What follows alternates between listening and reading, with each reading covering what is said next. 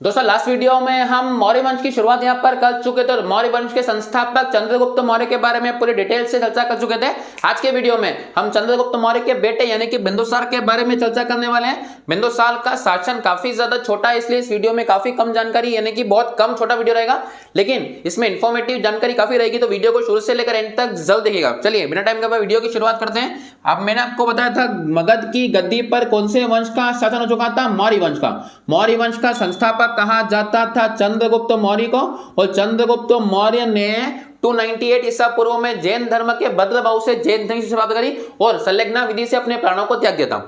चंद्रगुप्त मौर्य के मरने के बाद में दुर्धरा से हुआ पुत्र, दुर्धरा याद कीजिए घनानंद की बेटी हुआ करती दुर्धरा, और दुर्धरा से एक पुत्र की प्राप्ति हुई, पुत्र का नाम हुआ बिंदुसार, और आगे चलकर चंद्रगुप्त मौर्य के बाद में उसका उत्तराधिकारी बिंदुसार को यहाँ पर बनाया गया। चलिए कुछ बेसिक जानकारी। पिता के नाम की बात करें तो चंद्रगुप्त मौर्य हुआ करते थे और माता के बारे में दुर्धरा, और ये दुर्धरा वही है जो घनानंद की बेटी यहाँ पर हुआ करती थी। इन दोनों से पुत्र प्राप्त हुआ था बिंदुसार। अब बिंदुसार गद्दी पर कब बैठा था, तो 298 ईसा पूर्व में ये मगध की गद्दी पर बैठा था।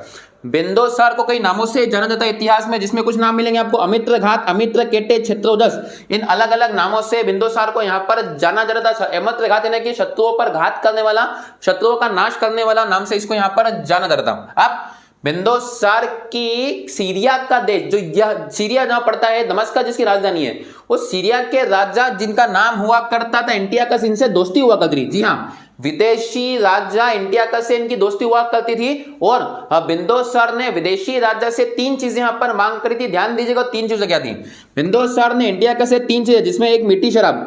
बिंदुसार को शराब पीने का बड़ा शौक था, लेकिन शराब बड़ी कड़वी लगा करती थी, तो इन्होंने सीरिया के नरेश से मीठी शराब की मांग करी, जो उन्होंने वहां से पहुंचा दी थी। दूसरी बात, अब ये शराब पी पी काफी सूख चुके थे, तो सूखी अंजीर की यहां पर मांग की गई थी, वो भी उन्होंने यहां से भेज दी थी। और बिंदुसार चाहते थे कि जैसे मेरे पिता के दरबार में मेगास्थनीज हुआ करता था, वैसा ही एक राजदूत मुझे भी मेरे दरबार में चाहिए, तो इन्होंने सीरिया नरेश से तीसरी चीज मांगी, एक दार्शनिक। तो शुरुआत में एंटियाकस ने दार्शनिक भेजने से मना कर दिया, और ऐसा कहा कि भैया हमारे यहाँ दार्शनिक का व्यापार यानी कि शिक्षक का व्यापार नहीं होता, शिक्षक हमारे यहाँ पूजे जाते हैं। इसलिए शुरुआत में एंटियाकस ने दार्शनिक भेजने से मना कर दिया, लेकिन काफी सारा रिक्वेस्ट करने के बाद उन्होंने अपने एक दार्शनिक को भेजा, जिसका नाम हुआ करता था डायमेकस।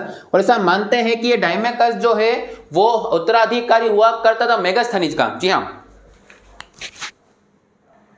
तो काफी रिक्वेस्ट करने के बाद एंटियाकस ने दार्शनिक के रूप में डायमेकस को यहां पर भेजा था। अब एक दार्शनिक ना होकर दो दार्शनिक हुआ करते थे बिंदुसार के दरबार में। दूसरे की बात करेंगे तो फिलाडेल्फस, जो कि मिस्र के राजा हुआ करते थे, उनके द्वारा डायनोसियस प्रथम को यहां पर भेजा गया था। किसके दरबार में, बिंदुसार के दरबार में। ध्यान दीजिएगा, दो राजाओं ने दो दार्शनिक किसके दरबार में भेजे थे, बिंदुसार के दरबार में। पहला एंटियाकस के राजा ने डायमेकस को भेजा था, दूसरा फिलाडेल्फस जो मिस्र के राजा थे, उन्होंने डायनोसियस प्रथम को यहां पर भेजा था। अब जब मगध की गद्दी पर बिंदुसार का शासन हुआ करता था, तो तक्षशिला में एक बहुत बड़ा विद्रोह यहां पर हो गया। जी हाँ, तक्षशिला में एक बहुत बड़ा विद्रोह यहां पर हुआ। अब इस विद्रोह को दबाने के लिए बिंदुसार ने अपने बड़े बेटे सुसीम को यहां पर भेजा था कि सुसीम आप जाइए और तक्षशिला के विद्रोह को दबा के आइए। सुसीम वहां पर गया, और सुसीम को जब वहां पर पहुंचा, और सुसीम को लोगों ने पकड़ के यहां पर बहुत कूट दिया, बिल्कुल टाइट सर्फ एक्सल डाल के लपक के कुटाई कर दी। तक सुसीम वहां से भागा वापस आया पिताजी के पास, और बोले वहां का विद्रोह बहुत भयानक है, उसको किसी प्रकार से नहीं दबा सकता, लोग वहां पे उग्र हो चुके हैं। इसके बाद दूसरे नंबर पर भेजा गया अशोक को, कि अशोक छोटा बेटा हुआ करता था बिंदुसार का, अशोक को भेजा गया कि आप जाइए और वहां पर विद्रोह को देख कर आइए, वहां पर क्या समस्या है। सुबह अशोक जाता है और शाम को फोन करके बोलता है कि भैया पूरे तरीके से विद्रोह समाप्त हो चुका है। इस बात से बाप और बेटा यानी कि सुसीम और बिंदुसार दोनों हक्के बक्के रह जाते कि वो विद्रोह, जब सुसीम गया तो सुसीम मार खा के आ गया, और अशोक बोलता है सुबह शाम में विद्रोह खत्म हो गया। तब अशोक ने कहा कि जितने लोग विद्रोह करते उन सभी की मैंने सिर काट के हत्या कर दी। इस बात से दोनों लोग दंग रह गए। उसके बाद अशोक ने पूछा और कोई है जो विद्रोह करने वाला है, किसी ने विद्रोह करने वाला, इसलिए अशोक ने बहुत ही निर्ममता पूर्वक उस पूरे के पूरे विद्रोह को क्या कर दिया था, यहाँ पर दबा दिया था। एक क्वेश्चन भी यहाँ पर एग्जाम में बहुत जरा पूछेंगे, जब अशोक तक्षशिला के विद्रोह को दबाना क्या था, इस बात की जानकारी कहां मिलती है? तो एक पुस्तक है राज तरंगणी। जी हाँ, कल्हण के द्वारा एक पुस्तक लिखी गई है राज तरंगणी। यहाँ से राइटर का नाम भी आपको याद करना पड़ेगा, जिसमें जम्मू कश्मीर के बारे में जानकारी मिलती है। आपने अगर मूवी कश्मीर फाइल्स देखी होगी तो उसमें कल्हण की बुक राज तरंगणी का वर्णन यहाँ पर किया गया है। तो कल्हण की पुस्तक राज तरंगणी में ये लिखा गया है कि भैया विद्रोह को दबाने के लिए बनाया था अशोक, और जब अशोक इस विद्रोह को दबाने आया था तब अशोक ने यहाँ पर स्थापना करी थी श्रीनगर की। तो ये बहुत इंपॉर्टेंट क्वेश्चन है, ध्यान दीजिएगा। श्रीनगर का संस्थापक अशोक हुआ करता था और अशोक ने स्थापना कब करी थी? जब वो तक्षशिला के विद्रोह को दबाने यहाँ पर आया था।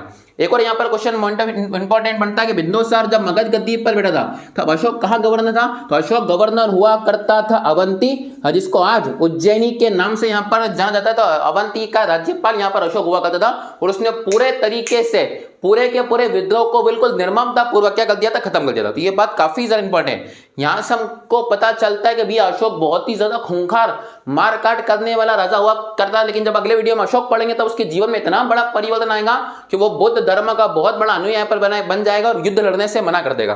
तो यहाँ पे बात हुई अशोक की। अब बिंदुसार जो था वो कौन से धर्म को मानता था? बिंदुसार ना बौद्ध धर्म, ना जैन धर्म, ना शैव धर्म, किसी धर्म को नहीं मानता था। बिंदुसार मानता था आजीवक संप्रदाय को। जी हाँ, आजीवक संप्रदाय मतलब ये होता है कि आप अगर मेरी प्रजा किसी धर्म को मानती तो मैं उसको मानने से नहीं रोकूंगा, लेकिन राजा में और मैं किसी धर्म को नहीं मानूंगा। इस संप्रदाय की स्थापना जो थी वो मक्खीलाल गोसाल के द्वारा यहाँ पर की गई थी। ध्यान सुनिएगा, मक्खीलाल गोसाल के द्वारा आजीवक संप्रदाय की स्थापना की गई थी और इसी वंश को इसी धर्म को किसने माना था? हाँ, बिंदुसार ने यहाँ पर माना था। अब बिंदुसार की मृत्यु हो जाती है 273 ईसा पूर्व में। जी हाँ, बिंदुसार की जो मृत्यु हुई वो मृत्यु हो जाएगी आपका 273 ईसा पूर्व में। अब जैसे ही बिंदुसार की मृत्यु होती है तो बिंदुसार के सभी बेटों के बीच में यहाँ पर गृह युद्ध की स्थिति बन जाती है। इतिहास में कुछ लोग ऐसा भी कहते हैं कि बिंदुसार के टोटल मिलाकर 100 बेटे हुआ करते थे। जी हाँ, इतिहास का एक तबके के द्वारा ऐसा कहा गया है। जो भी बात कही गई मैं आपको दोनों बातें बताता हूं, दोनों आपको जो मानना है मान सकते हैं। तो बिंदुसार के 100 बेटे थे और 4 सालों तक सभी बेटों के बीच में गृह युद्ध चला और ऐसा कहते हैं कि अशोक ने अपने 99 भाइयों को मारकर, जी हाँ ध्यान दीजिए क्योंकि मृत्यु कब हो रही है? मृत्यु हो रही है 273 ईसा पूर्व में और वहीं अशोक गद्दी पर बैठता है 269 ईसा पूर्व में। इसका मतलब 4 सालों तक कुछ ना कुछ तो गड़बड़ यहाँ पर रही होगी और 269 ईसा पूर्व में अशोक अपने 99 भाइयों को मारकर गद्दी पर बैठता है।